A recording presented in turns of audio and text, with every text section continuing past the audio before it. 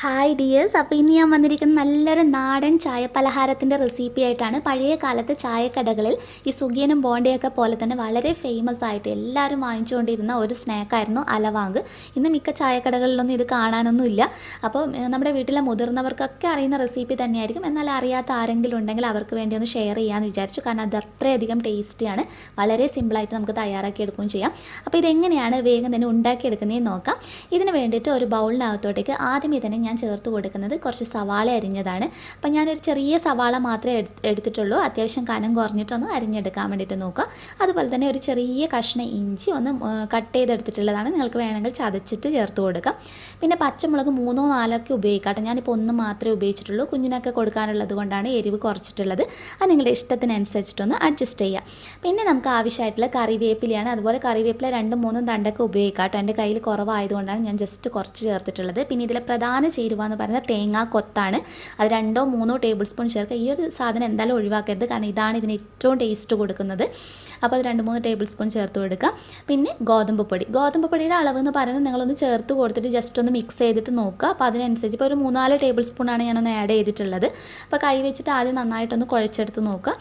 വെള്ളമൊക്കെ ചേർത്തൊന്ന് മിക്സ് ചെയ്തതിന് ശേഷം വേണമെന്നുണ്ടെങ്കിൽ ഗോതമ്പ് പൊടി ആവശ്യാനുസരണം നമ്മൾ സാധാരണ ഉള്ളിവടക്കൊക്കെ കൂട്ടുണ്ടാക്കി എടുക്കില്ലേ, അതേ രീതിയിൽ തന്നെയാണ് ചെയ്തെടുക്കുന്നത്. ഒരു ഇത്തിരി വെള്ളം ഒഴിച്ചു കൊടുക്കാം. ചൂടുവെള്ളം എന്നല്ല, നോർമൽ വാട്ടർ തന്നെയാണ് ഒഴിച്ചു കൊടുക്കുന്നത്. അപ്പോൾ വെള്ളത്തിനകത്തോട്ടേക്ക് ആവശ്യത്തിന് ഉപ്പ് ചേർത്ത് കൊടുത്തിട്ടുണ്ട് കേട്ടോ. ഉപ്പ് ചേർത്ത വെള്ളമാണ് ഞാൻ ഒഴിച്ചു കൊടുക്കുന്നത്. എന്നിട്ടൊന്ന് കുഴച്ചെടുക്കാം.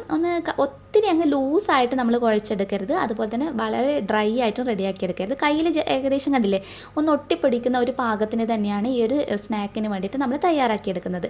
അപ്പോൾ ഗോതമ്പ് പൊടി ആയതുകൊണ്ട് തന്നെ കയ്യിൽ പെട്ടെന്ന് ഒട്ടിപ്പിടിക്കും, നമുക്ക് റോൾ ചെയ്തെടുക്കാൻ കഴിയില്ല. അതുകൊണ്ട് തന്നെ കൈ ഒന്ന് വെള്ളത്തിൽ ഇതുപോലെ ഒന്ന് നനച്ച് കൊടുത്തതിന് ശേഷം ഒന്ന് റോൾ ചെയ്തെടുക്കുക. ഇതിനങ്ങനെ പ്രത്യേകിച്ച് ഒരു ഷേപ്പിലൊന്നും തയ്യാറാക്കി എടുക്കാറൊന്നുമില്ല. ജസ്റ്റ് കയ്യിൽ വെച്ചിട്ട് ഇതുപോലെ അങ്ങൊന്ന് പ്രസ് ചെയ്ത് കൊടുത്താൽ മതി. നിങ്ങൾക്ക് വേണമെങ്കിൽ നല്ല റൗണ്ട് ഷേപ്പിലൊക്കെ വേണമെങ്കിൽ തയ്യാറാക്കി എടുക്കാം കേട്ടോ. ഞാൻ ജസ്റ്റ് ഇപ്പം കയ്യിൽ വെച്ചിട്ടൊന്ന് പ്രസ് ചെയ്ത് ഒന്ന് ലെവൽ ചെയ്തെടുത്തത് മാത്രമേ ഉള്ളൂ. ഇനി നമുക്ക് ഇതെങ്ങനെയാണ് ഫ്രൈ ചെയ്തെടുക്കുന്നതെന്ന് നോക്കാം. ഇത് സാധാരണ ഫ്രൈ ചെയ്തെടുക്കുന്നത് വെളിച്ചെണ്ണയിലാണ്. അപ്പോൾ ഞാനിപ്പോൾ വെളിച്ചെണ്ണയല്ല ഉപയോഗിച്ചിട്ടുള്ളത്, സാധാരണ വെജിറ്റബിൾ ഓയിലാണ് ചെയ്തെടുക്കുന്നത്. അപ്പോൾ നിങ്ങൾക്ക് വേണമെങ്കിൽ വെളിച്ചെണ്ണയിൽ ഫ്രൈ ചെയ്തെടുക്കാവുന്നതാണ്. പിന്നെ ഫ്ലെയിമിൻ്റെ കാര്യം എപ്പോഴും ശ്രദ്ധിക്കുക.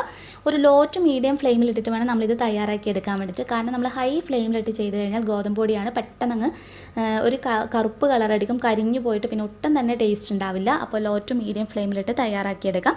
പിന്നെ ഇത് 2 രീതിയിൽ നമ്മൾ ചെയ്തെടുക്കാറുണ്ട്. നല്ല ക്രിസ്പി ആയിട്ട് നല്ല മൊരിഞ്ഞ രീതിയിൽ ഇത് ചെയ്തെടുക്കാം. അതുപോലെ അത്യാവശ്യം സോഫ്റ്റ് ആയിട്ട് വരുന്ന രീതിയിൽ കുട്ടികൾക്കൊക്കെ കഴിക്കാനാണെങ്കിൽ നല്ല ക്രിസ്പി ആയിട്ട് കഴിക്കുന്നതൊക്കെ ആയിരിക്കും ഇഷ്ടമുണ്ടാവുക. അപ്പോൾ ഞാൻ സാധാരണ റെഡിയാക്കി എടുക്കുന്ന സമയത്ത് വീട്ടിൽ നിന്ന് അമ്മയൊക്കെ ആണെങ്കിലും അത്യാവശ്യം നല്ലതുപോലെ മൊരിച്ചെടുത്തിട്ടാണ് ചെയ്യുന്നത്. അപ്പോൾ അത് നിങ്ങളുടെ ഇഷ്ടത്തിനനുസരിച്ച് അഡ്ജസ്റ്റ് ചെയ്യുക കേട്ടോ. 2 സൈഡും തിരിച്ചിട്ടിട്ട് കളർ മാറുന്നത് വരെ ഒന്ന് ചെയ്തെടുക്കാൻ വേണ്ടിയിട്ട് നോക്കുക. അപ്പോൾ ജസ്റ്റ് ഒരു ഗോൾഡൻ ബ്രൗൺ കളറാകുന്നത് വരെ നിങ്ങൾക്ക് ചെയ്തെടുക്കാം. അതല്ലെങ്കിൽ ഒത്തിരി കൂടി ബ്രൗൺ കളറാകുന്നത് വരെ ചെയ്തു ആണെങ്കിൽ ഒന്നുകൂടി അങ്ങ് ക്രിസ്പി ആയിട്ട് കിട്ടും. പക്ഷേ കുറേ സമയം നമ്മൾ ഹൈ ഫ്ലെയിമിലിട്ടിട്ടൊന്ന് ചെയ്ത് കഴിഞ്ഞാൽ ഈ ഒരു സ്നാക്ക് ഹാർഡായി പോകാനുള്ള ചാൻസിന് ഭയങ്കര കട്ടിയായതുപോലെ ഉണ്ടാകും. അപ്പോൾ അത് മാത്രം ഒന്ന് ശ്രദ്ധിച്ചാൽ മതി. ഇതിപ്പോൾ നല്ല പാകമായി കിട്ടിയിട്ടുണ്ട്, കറക്റ്റാണ്. അപ്പോൾ ഇതിൻ്റെ പുറം ഭാഗമൊക്കെ നല്ല ക്രിസ്പി ആയിരിക്കും, ഉൾഭാഗം സോഫ്റ്റും ആയിരിക്കും. നല്ല ടേസ്റ്റാണ് കേട്ടോ കഴിക്കാൻ വേണ്ടിയിട്ട്. നമ്മുടെ ആദ്യത്തെ ബാച്ച് അലവാങ്ക് ഇവിടെ റെഡി ആയിട്ടുണ്ട്. അപ്പോൾ നല്ല സിമ്പിളല്ലേ, ഇത്രയും സിമ്പിളായിട്ട് നമുക്ക് റെഡിയാക്കി എടുക്കാവുന്നതേ ഉള്ളൂ. അപ്പോൾ ബാക്കിയുള്ളത് ഇതുപോലെ തന്നെ നമുക്കൊന്ന് ഫ്രൈ ചെയ്തെടുക്കാം.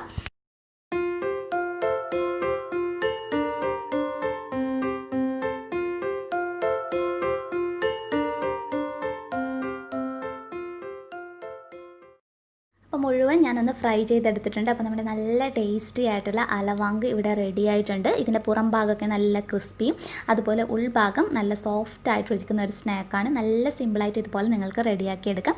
അപ്പോൾ എല്ലാവരും തീർച്ചയായിട്ടും ഒന്ന് ഉണ്ടാക്കി നോക്കിയിട്ട് നിങ്ങളുടെ അഭിപ്രായം അറിയിക്കാൻ മറക്കരുത്. ഇന്നത്തെ റെസിപ്പി ഇഷ്ടപ്പെടുവാണെങ്കിൽ ലൈക്ക് ചെയ്യാനും ഷെയർ ചെയ്യാനും മറക്കരുത്. നെക്സ്റ്റ് വീഡിയോയിൽ ഇനിയും നല്ലൊരു വെറൈറ്റി ഡിഷായി കാണാം. അതുവരെ ടേക്ക് കെയർ, ബൈ ബൈ.